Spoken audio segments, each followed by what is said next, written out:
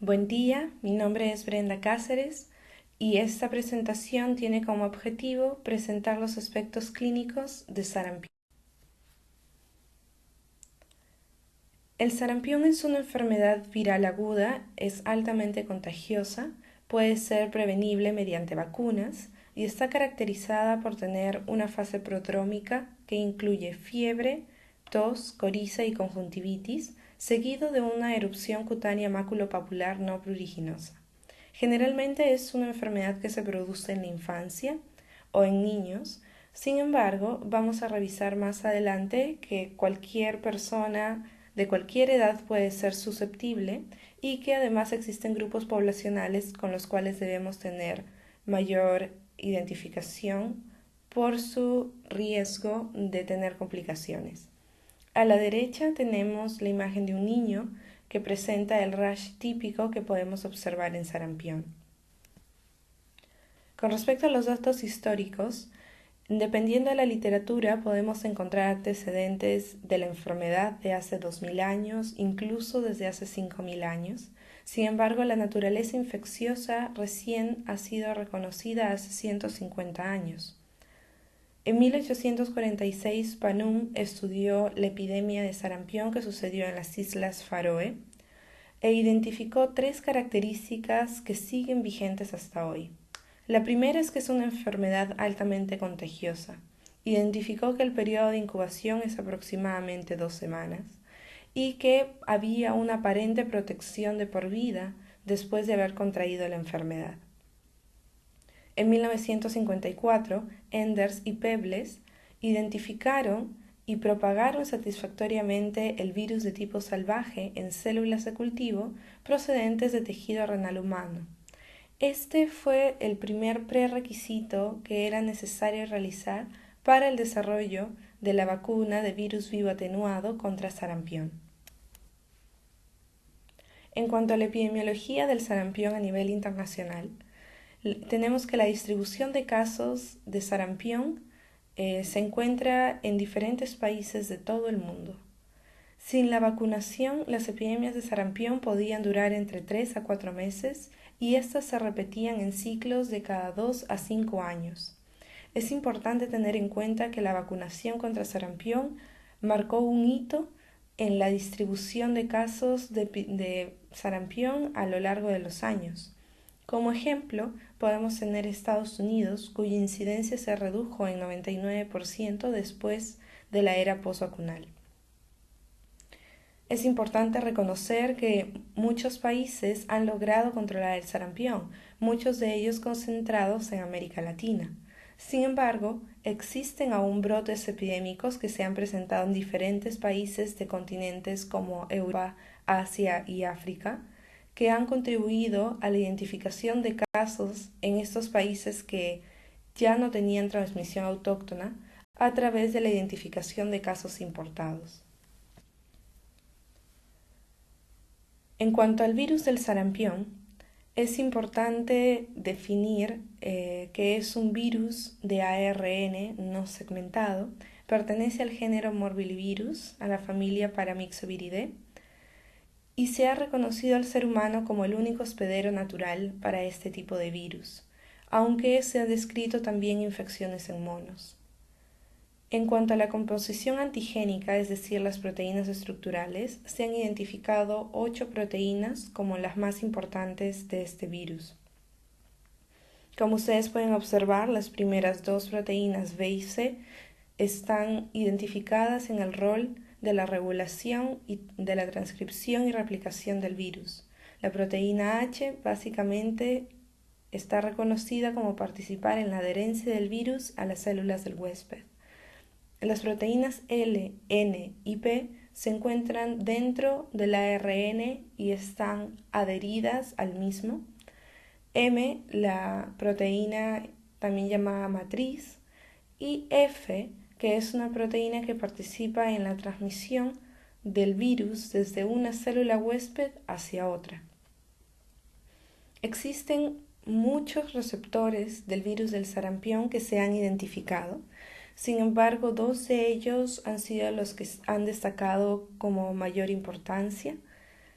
Hasta hace unas décadas o hasta hace algunos años se identificó como probable patogénesis del virus del sarampión que el primer paso para que el virus ingrese era una primera replicación en las células epiteliales del tracto respiratorio.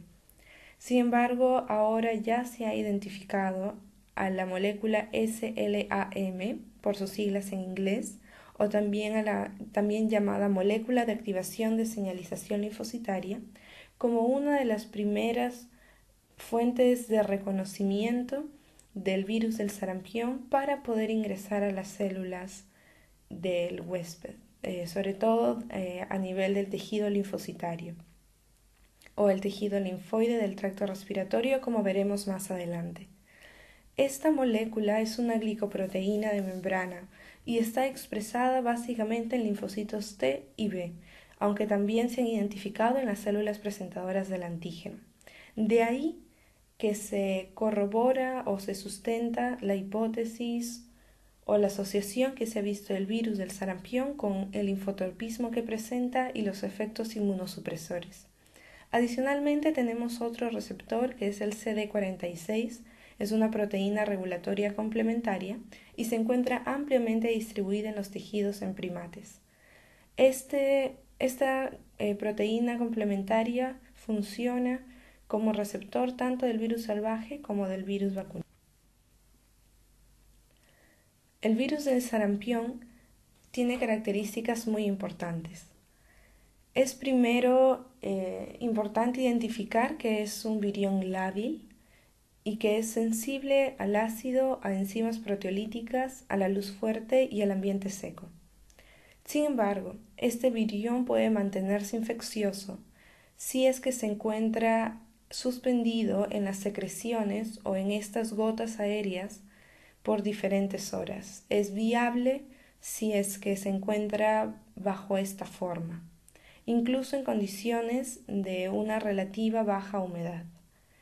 Esto también se ha asociado o está relacionado con que existan un mayor número de casos en las estaciones de invierno.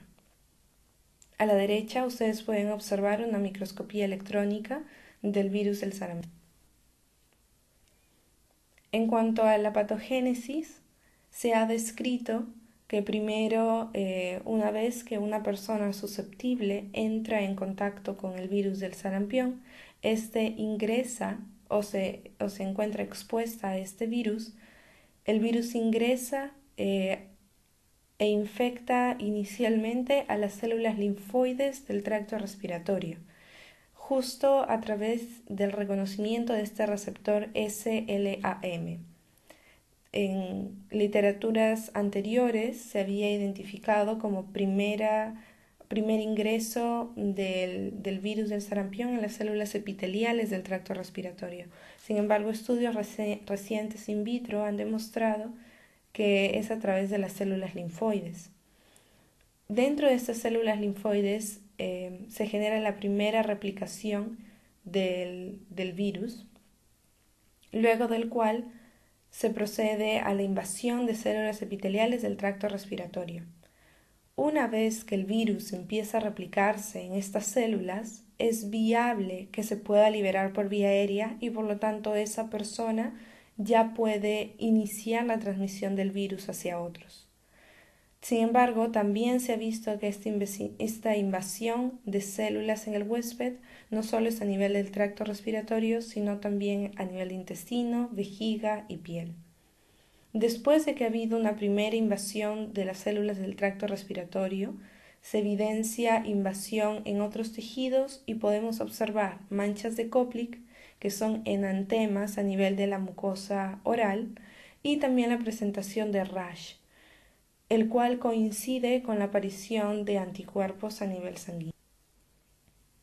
Otras características importantes es que el virus del sarampión ha sido aislado en leucocitos de pacientes que se encontraban sintomáticos, es decir, con clínica de sarampión.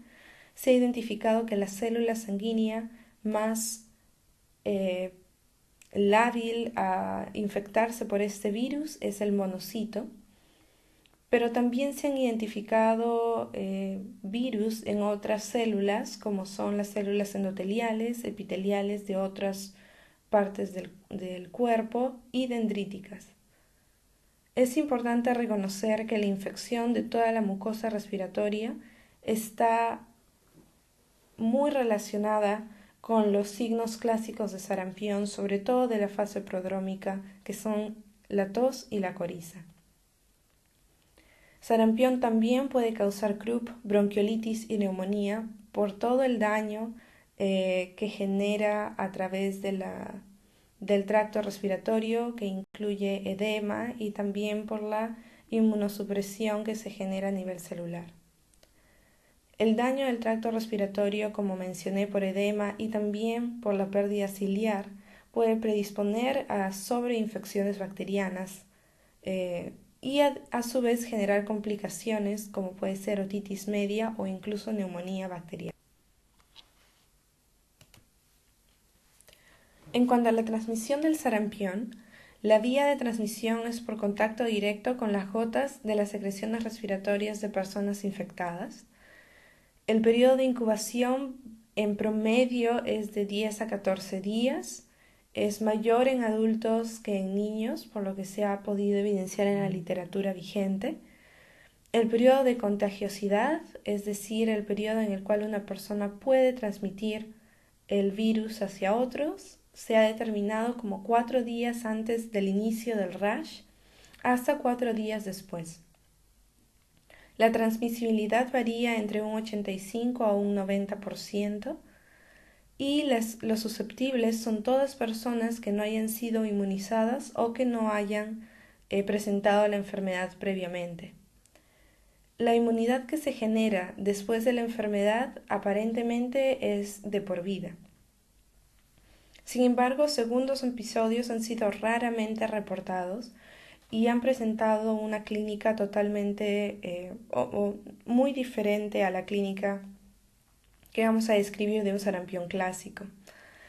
Después de la vacuna, en realidad se ha evidenciado que puede haber una inmunidad aparentemente también de por vida. Sin embargo, igual se han presentado algunos episodios, segundos episodios, pero son casos raramente reportados. Entonces, como habíamos mencionado anteriormente, hay una transmisión respiratoria del virus, que es la forma de transmisión de este agente. Luego se genera una replicación en diferentes zonas, inicialmente en el tejido linfoide del tracto respiratorio y luego hacia otras regiones, como son los nódulos linfáticos. Existe una viremia primaria alrededor de estos ganglios que puede ser de 2 a 3 días después de la exposición, y luego se genera una viremia secundaria, que es la diseminación a los tejidos que estábamos mencionando anteriormente. Generalmente se da entre 5 a 7 días después de la exposición. Es importante tener en cuenta en el tiempo cómo es el desarrollo de las características clínicas de esta enfermedad. Como hemos mencionado, una persona se puede exponer en día 0 y tener un periodo de incubación en promedio de 10 a 12 días hasta el desarrollo de los pródromos. Sin embargo, también podemos identificar que desde la exposición hasta el inicio del rash, en promedio pueden ser 14 días. Sin embargo, el rango puede ir de 7 a 21 días de este periodo. Entonces empezamos la clínica con los pródromos, que generalmente duran entre 2 a 4 días en promedio, pero puede ir desde un día hasta 7 días, en donde vamos a encontrar a un paciente febril. Esta fiebre es muy característica porque va aumentando conforme pasan los días. Va a presentar tos, coriza, también puede presentar conjuntivitis. Las manchas de Koplik, que son estos enantemas que se generan en la mucosa oral, pueden presentarse 1 a 2 días antes del rash o pueden presentarse 1 a 2 días después del mismo. Después de la fase prodrómica empieza la erupción maculopapular, que generalmente dura entre 5 a 6 días en promedio. Es un rash que empieza en cara y cuello y luego se va extendiendo hacia hacia las partes bajas del cuerpo, es decir, va bajando y se va extendiendo hacia afuera, que puede llegar hasta las manos y los pies. Sin embargo, conforme pasan los días, el rash generalmente empieza a confluir y se empieza a evidenciar esto más en la cara y en el cuello. Algunas áreas que pueden estar muy comprometidas con el rash pueden presentar descamación. El rash empieza a desvanecerse o a desaparecer en el mismo orden que apareció. En total podemos decir que la enfermedad puede durar entre 7 a 10 días entre la fase prodrómica y el rash.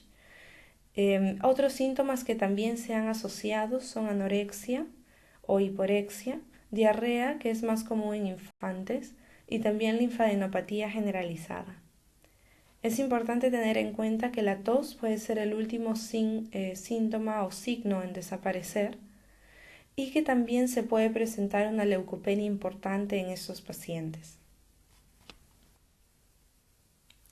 La primera imagen nos muestra la diferencia del rash o de la erupción cutánea en el primer día al tercer día de cuadro clínico. En el primer día vemos que la erupción cutánea es discreta, inicia en rostro, en cuello y luego poco a poco va descendiendo al resto del cuerpo.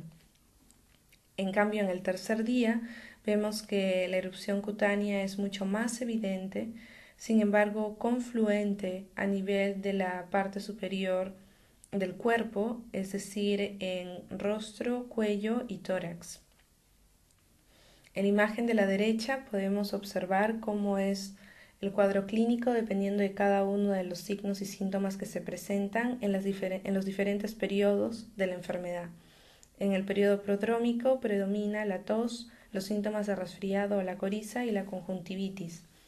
Posterior a esto, también se presenta el periodo exantemático, en donde se evidencia la erupción cutánea o el exantema, que dura hasta el inicio del periodo de convalescencia, en donde, como hemos mencionado anteriormente, la tos puede ser el último signo en desaparecer. Durante todos los periodos evidenciamos la fiebre que inicia con temperaturas bajas, digamos entre 37,8, 37,9 o 38 grados, pero es una fiebre que tiene un patrón muy característico, que es que va aumentando en tiempo, llegando a su máximo nivel entre los días 4 y 5 del periodo total de la enfermedad.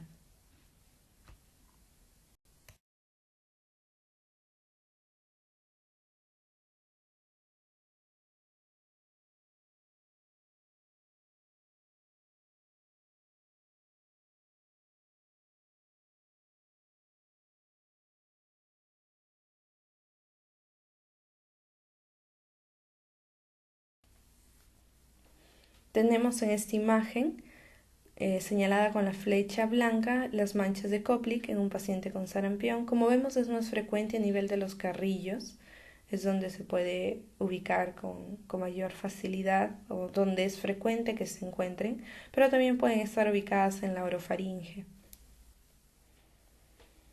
Es importante reconocer que hay ciertos grupos poblacionales que podrían presentar manifestaciones severas de sarampión, como son los menores de 5 años y los mayores de 20. Gestantes, hay una asociación con riesgo de trabajo de parto prematuro, aborto espontáneo e incluso recién nacidos con bajo peso al nacer.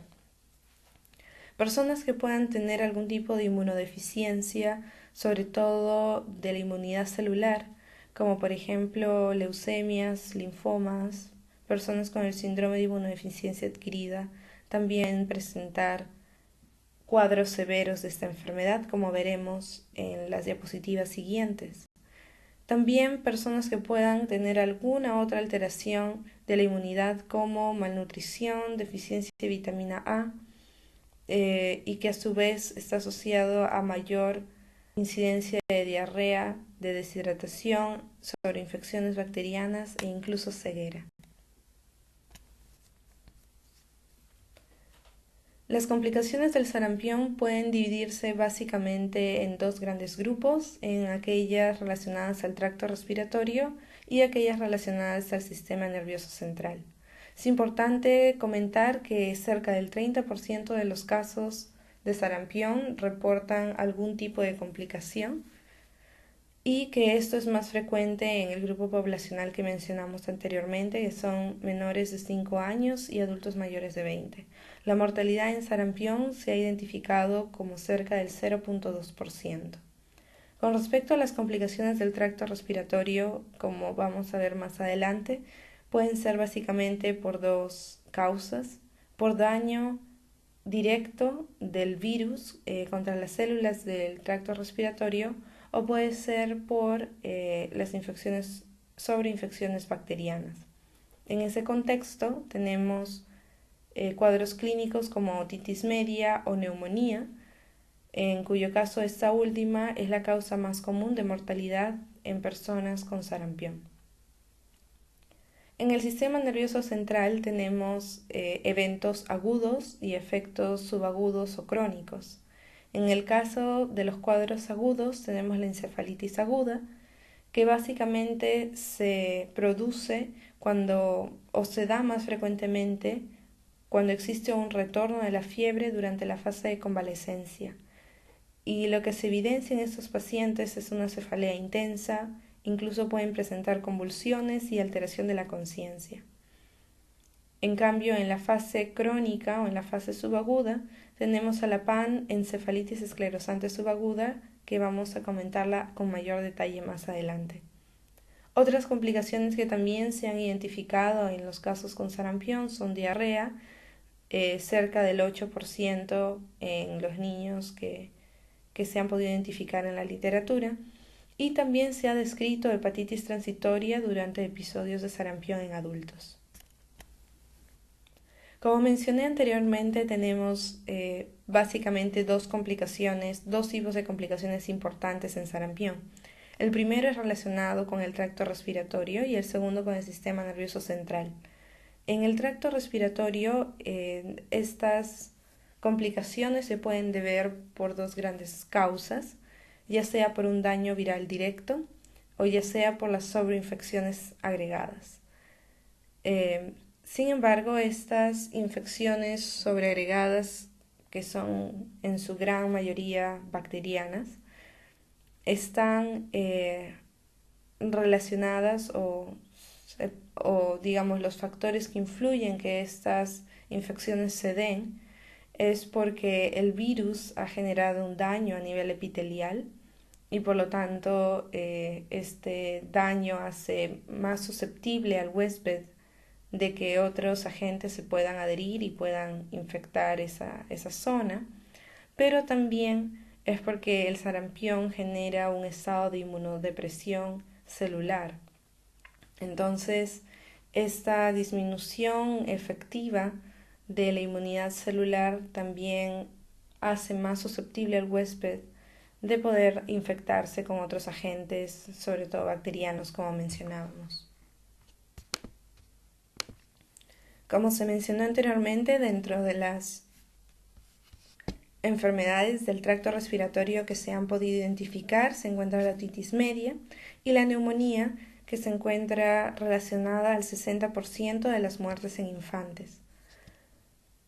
Por otro lado, tenemos las complicaciones del sistema nervioso central, que se pueden dividir en agudas y en crónicas, como había mencionado anteriormente. La encefalitis aguda se da en 1 de cada 1000 a 2000 pacientes con síntomas y signos clínicos, es decir, pacientes sintomáticos. Es la complicación más frecuente en niños de 10 a 14 años, que es una de las principales diferencias que podemos observar en complicaciones con respecto a los grupos etarios, ¿no? La neumonía o complicaciones del tracto respiratorio es más frecuente en niños, mientras que en infantes, mientras que en niños un poco más grandes las complicaciones más frecuentes son de sistema nervioso central. Esta encefalitis aguda puede tener un espectro clínico de leve a severo y es importante mencionar que hay una alta proporción de pacientes que recuperan, pero que tienen secuelas después de este evento. Es importante también tener en cuenta que el 50% de los casos o de los pacientes con sarampión que no tienen síntomas, o sea, que no tienen clínica de un compromiso neurológico, se ha identificado anomalías en el electroencefalograma.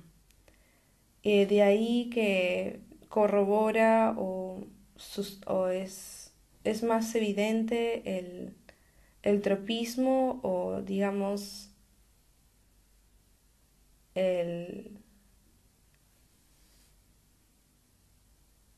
la forma en que el sarampión puede afectar al sistema nervioso central. En cuanto a la panencefalitis esclerosante subaguda, también llamado PES, es una de las complicaciones que se puede generar por sarampión. Es una enfermedad neurológica de un desenlace fatal, es degenerativa y en promedio ocurre 7 años después del episodio de sarampión. Se ha identificado que es más frecuente cuando los niños que sufren de esta enfermedad tuvieron el episodio de sarampión antes de los 2 años de edad. Se ha identificado que la fisiopatología de esta enfermedad es sumamente compleja, pero podría tener detrás un componente autoinmune. Se ha identificado que el riesgo de desarrollar PES es 10 veces mayor en aquellas personas que tienen el antecedente de sarampión. Y también se ha identificado que estos pacientes cuentan con niveles elevados de anticuerpos contra sarampión en líquido cefalorraquídeo.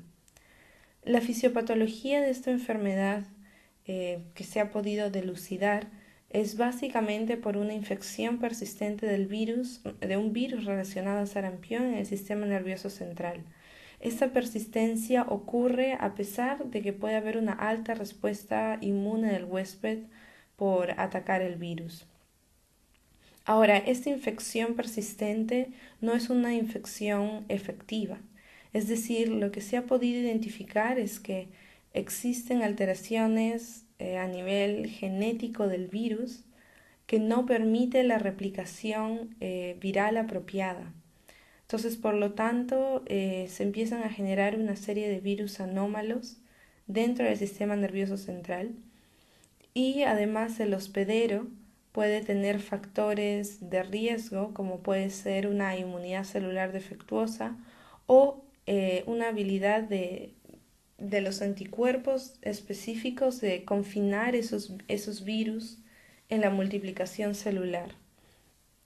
Por lo tanto, se empiezan a generar una serie de viriones que en realidad no son infecciosos de manera normal como se estaría replicando en otras zonas, pero sí se empieza a generar esta gran cantidad de viriones defectuosos que empiezan a generar una reacción inflamatoria a nivel del sistema nervioso central, en lo cual puede a su vez traer como consecuencia el desarrollo de PES.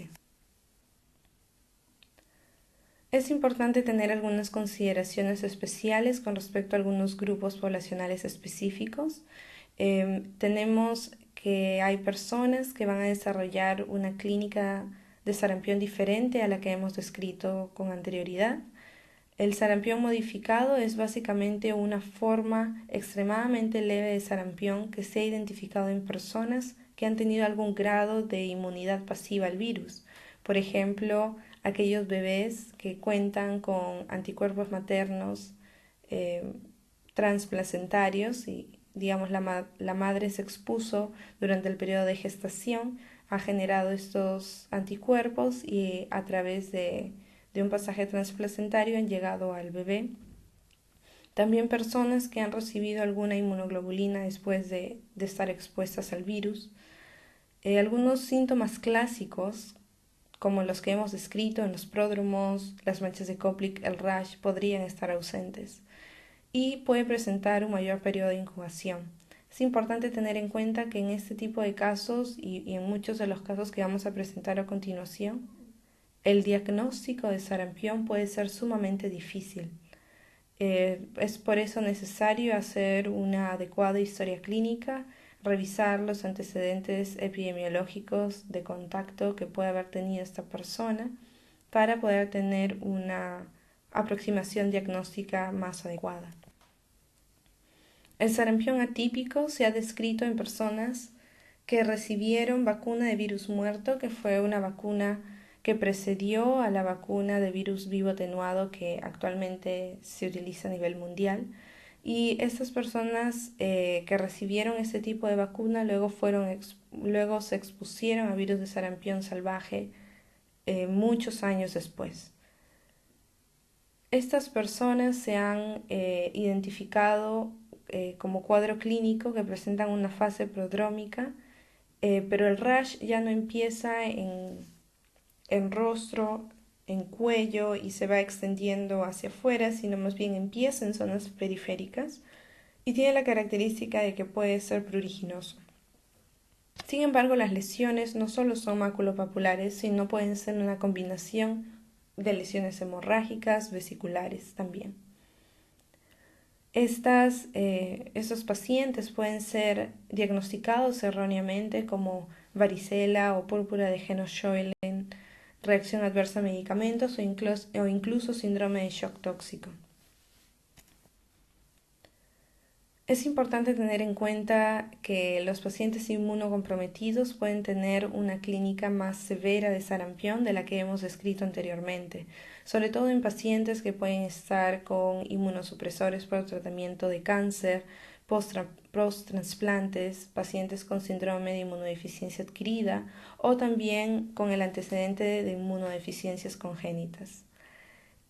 En unos estudios que se han realizado, cerca del 70% en pacientes oncológicos desarrolló sarampión severo. De estos, el rash fue menos común que en población general, solamente se presentó en el 60%. Sin embargo, desarrollaron 58% neumonitis y un 20% encefalitis. En un estudio con pacientes de VIH e infección por sarampión, el 40% de ellos desarrolló sarampión severo. El rash también fue menos frecuente de lo que se observa en población general y el 82% desarrolló neumonía. Es importante reconocer que en estos pacientes se puede desarrollar una neumonía de células gigantes. No necesariamente hay una respuesta a nivel de piel como el rash que se ha venido describiendo. Otro grupo especial son las gestantes y sus recién nacidos. El sarampión durante el embarazo no ha sido asociado con anomalías congénitas en el feto, como sí se ha identificado en rubeola. Sin embargo, sí está asociado a abortos y a parto prematuro, como vimos anteriormente, e incluso a recién nacidos con bajo peso al nacer. El sarampión severo también se puede presentar en el embarazo. En un estudio de mujeres gestantes infectadas con sarampión se evidenció que el 54% presentaba complicaciones respiratorias que incluso necesitaron del uso de cuidados intensivos para poder recuperarse. En estas gestantes se determinó que la neumonía que habían presentado había sido una neumonía primaria por sarampión. En los pacientes con tuberculosis se ha identificado que la tuberculosis puede ser agravada en pacientes que adquieren o se exponen naturalmente a sarampión. No se postula que puede ser por esta depresión de la inmunidad celular que genera el virus. Incluso hay estudios que han reportado pruebas de tuberculina que eran positivas y que después de haber contraído sarampión o incluso después de la vacunación han negativizado aproximadamente al mes de estas dos intervenciones o de estas de estas dos posibles actividades, ¿no? El sarampión en adultos es más frecuente o es más probable que ocurran casos de sarampión severo, entre ellos en una serie de casos, en un estudio que se ha presentado, se ha visto que el 30% tiene sobreinfección bacteriana, se puede producir broncoespasmo en el 17%, un tercio puede tener evidencia laboratorial de hepatitis aguda, 29% puede desarrollar otitis media, 25% desarrolló sinusitis y hubo un 3% que desarrolló neumonía y requirió hospitalización. El cuadro clínico de sarampión es bastante claro en su identificación, sin embargo, por las variantes que hemos mencionado anteriormente, pueden haber algunos diagnósticos diferenciales que se deben tener en cuenta. Por ejemplo, rubiola, síndrome de Kawasaki, fiebre escarlatina, rociola o también llamado exantema súbito, mononucleosis infecciosa y algunas otras infecciones por otros virus como pueden ser adenovirus, enterovirus y algunas riquecias. Como podemos ver, tenemos un cuadro comparativo entre el cuadro clínico de sarampión y rubiola, en donde podemos observar la fiebre es una de las características clínicas más importantes que diferencian ambos cuadros clínicos. En la rubiola es más frecuente el desarrollo de adenitis versus en el sarampión, y también tenemos que la fase prodrómica que nosotros observamos en sarampión, que es la tos, la coriza o la conjuntivitis, en realidad son síntomas muy lejanos o poco frecuentes en la rubiola y que generalmente se dan en la mitad del periodo en que se desarrolla el cuadro clínico, mientras que en sarampión estos signos y síntomas son más bien correspondientes a la fase inicial o prodrómica del cuadro clínico de sarampión. Asimismo, a la derecha tenemos un gráfico o una imagen esquemática que nos permite ver en la evolución del rash cuál es la diferencia entre ambos. Mientras que en el primer día el rash en sarampión es básicamente en rostro, cuello y se va distribuyendo conforme pasan los días al resto del cuerpo.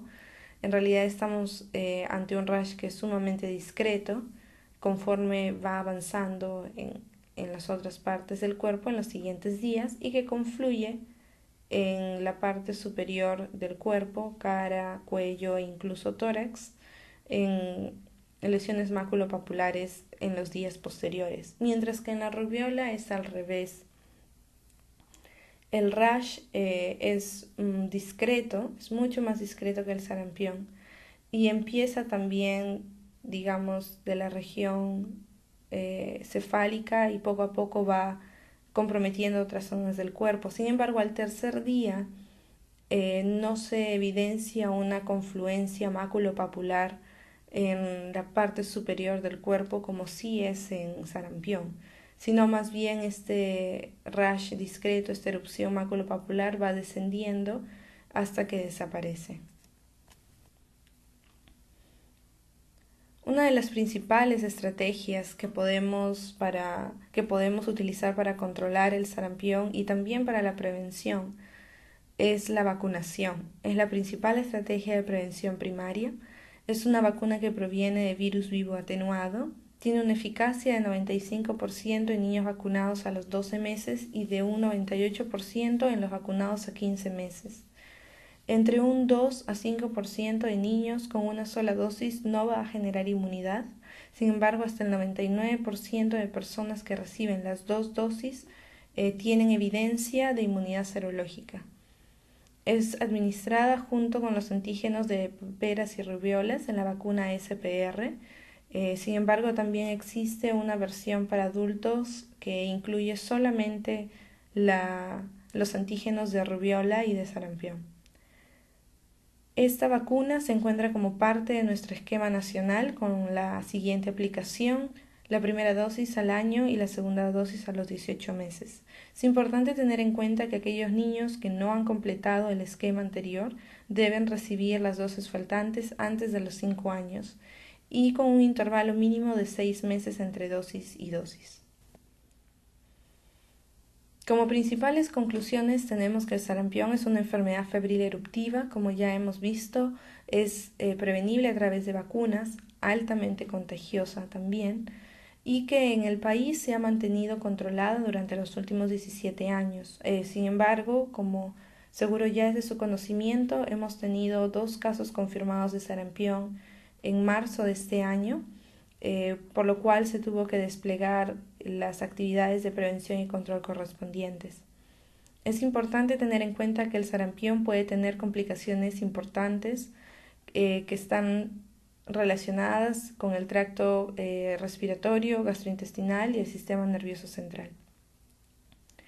Actualmente y desde hace varias décadas atrás es una enfermedad de notificación obligatoria e inmediata a nivel nacional y se encuentra bajo la vigilancia sindrómica febril eruptiva. La principal medida preventiva es la vacunación, la cual se encuentra dentro del esquema nacional de inmunizaciones en nuestro país.